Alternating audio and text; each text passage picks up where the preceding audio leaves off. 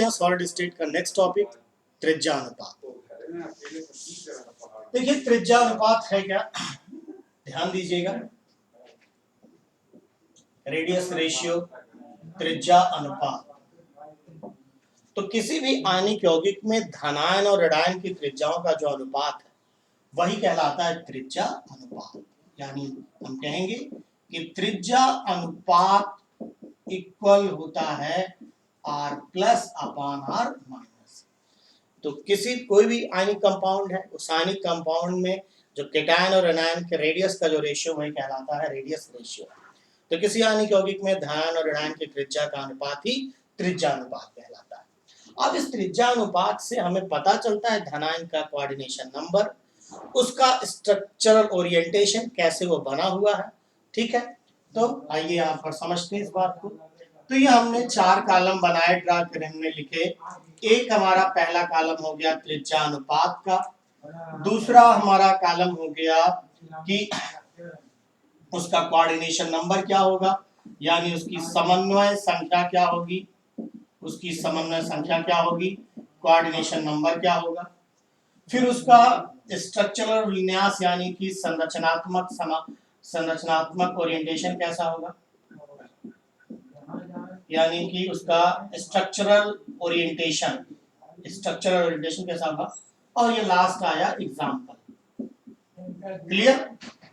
अब अगर आपको कुछ रेडियस देगा केटायन के एनायन के, आप इसका रेशियो निकालो। ध्यान दीजिएगा, अगर ये रेशियो आपका जो है वो आता है 0.155 से 0.225 आता है, तो जो इसका कोऑर्डिनेशन नंबर होगा वो होगा 3 और इसका स्ट्रक्चरल विन्यास होगा समतली त्रिकोणीय। क्या होगा बेटा, समतली त्रिकोणीय होगा। बच्चा लोग ध्यान दीजिएगा। और इसका जो एग्जांपल होगा वो होगा B2O3। Clear, B2O3।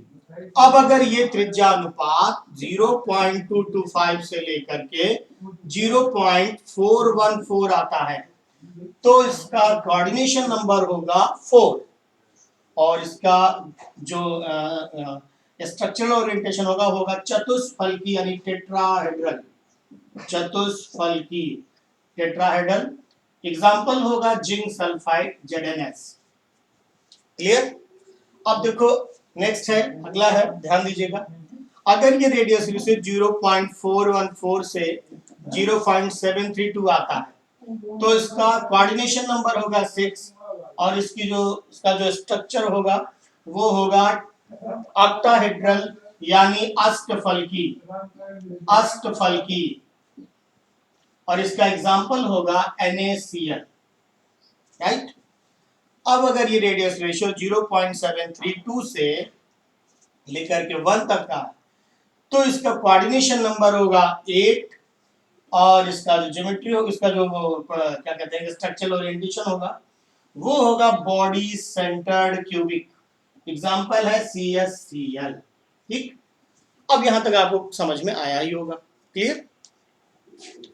अब हम क्या करते हैं कि यानी इसके बिहाफ पर हमें क्या पता चलता है, इस रेडियस रेशियो के बिहाफ पे हमें जो है वो पता चलता है कोऑर्डिनेशन नंबर। किसका कोऑर्डिनेशन नंबर, धन आयन यानी केटायन का, धन आयन की समन्वय संख्या में पता चलती है। आ रहा है समझ में।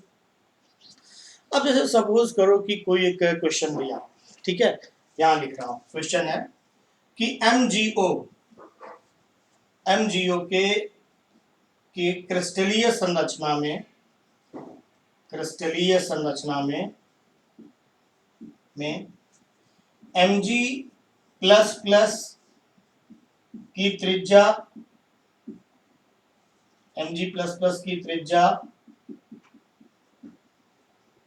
65 पिकोमीटर व O माइनस माइनस यानी एनायन की त्रिज्या 140 पिकोमीटर है।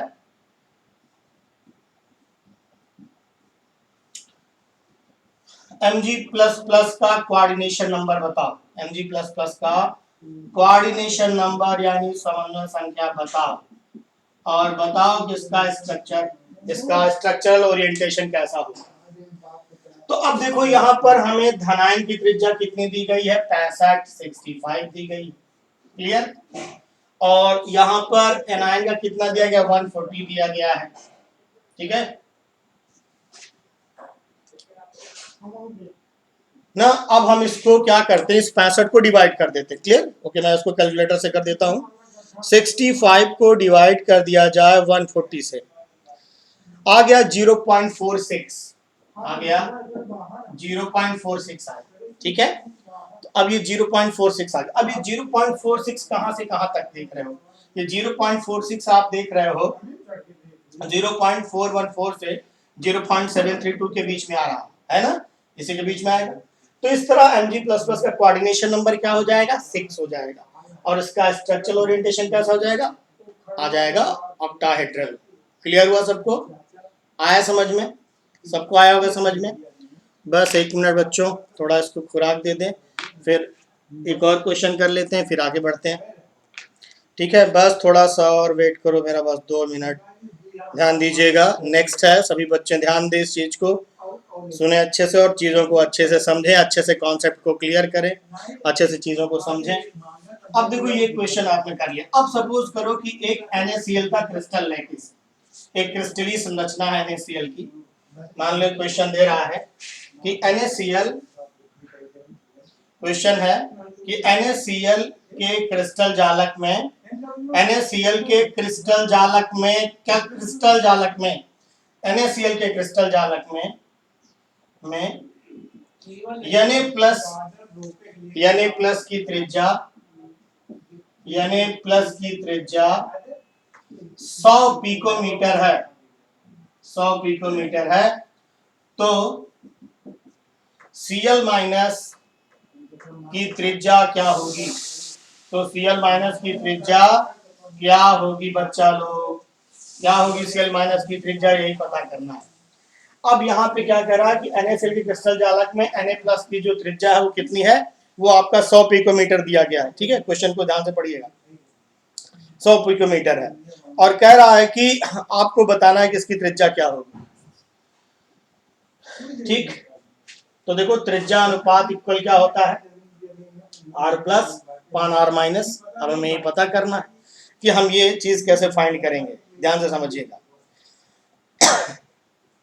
अब एक चीज जरा देखो, NaCl का जो रेंज है, जरा गौर करना, NaCl का जो रेंज है वो क्या है, 0.414 से 0.732 है, यानी इसका जो त्रिज्या अनुपात है वो ये है, क्लियर।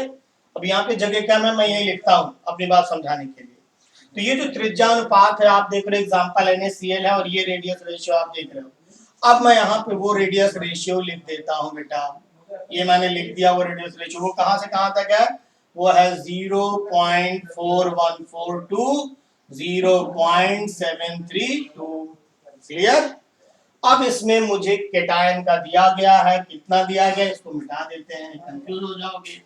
अब मुझे इसमें केटायन R प्लस का दिया गया, R प्लस का कितना दिया गया, 100 दिया गया है।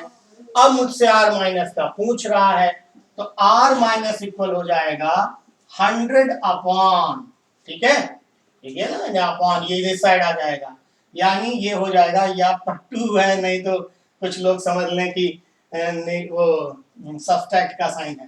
तो 0.44 से इतना तक है, तो यहाँ पे लिख दिया, यहाँ पे लिखा 0.414 टू 0.732, यानी जो R माइनस का जो रेंज होगा वो जो है उसको पता करने के लिए इस 100 को हमको इससे मतलब 414 से और 732 से डिवाइड करना पड़ेगा, ठीक है। तो चलो बच्चा लोग डिवाइड करते हैं। सबसे पहले 100 को डिवाइड करते हैं, मैं कैलकुलेटर में कर देता हूँ। 100 को डिवाइड करते हैं किसने से, 0.414 से डिवाइड करते हैं, आ गया 241.54, 241.54 2। अब 100 को डिवाइड करते हैं, अब 100 को डिवाइड करते हैं कितने से बच्चा लोग, डिवाइड करेंगे कितने से बच्चा लोग, 0.732 से, 0.732 से डिवाइड करते हैं, कितना आ गया, 136.61, 136.36 आया। तो ये जो इतने पिकोमीटर, यानी कहने का मतलब ये है कि जो R माइनस का जो रेडियस होगा वो इसी रेंज में होगा, 241.54 से लेकर के 136.36 के रेंज में होगा। तो आ गया होगा समझ में। एक वो था जिसमें हमको निकालना था कोऑर्डिनेशन नंबर, ऐसे देगा। एक दूसरा इस टाइप का होगा जिसमें आपसे पूछेगा कि एक का रेडियस देगा और आपको एग्जांपल दिया होगा या उसका कोऑर्डिनेशन नंबर दिया होगा। तो उस कोऑर्डिनेशन नंबर से या उसके एग्जांपल से आप ये जान जाएंगे कि उसका रेडियस रेशियो क्या है। फिर रेडियस रेशियो रख करके एक का रेडियस दिया होगा, दूसरे का फाइंड करना होगा, सिंपल है। तो क्या देगा, कोऑर्डिनेशन नंबर देगा। तो कोऑर्डिनेशन नंबर के बिहाफ पे क्या पता चल जाएगा, उसका रेडियस रेशियो क्या है ये पता चल जाएगा, त्रिज्या अनुपात पता चल जाएगा। फिर एक का उसमें दिया होगा, उसके बिहाफ पे अगले का पूछेगा, आप कर लोगे। या आपको एग्जांपल दे देगा, जैसे NaCl दे दिया, जिंक सल्फाइड दे दिया, तो आपको रेडियस रेशियो पता होगा कि क्या होगा, और उसमें से केटायन या एनायन का देगा और एक का पूछेगा, तो वो रेंज आप बता पाओगे कि इतने रेंज से इतने के बीच में रेडियस होगा। क्लियर हुआ कॉन्सेप्ट? ओके बच्चों।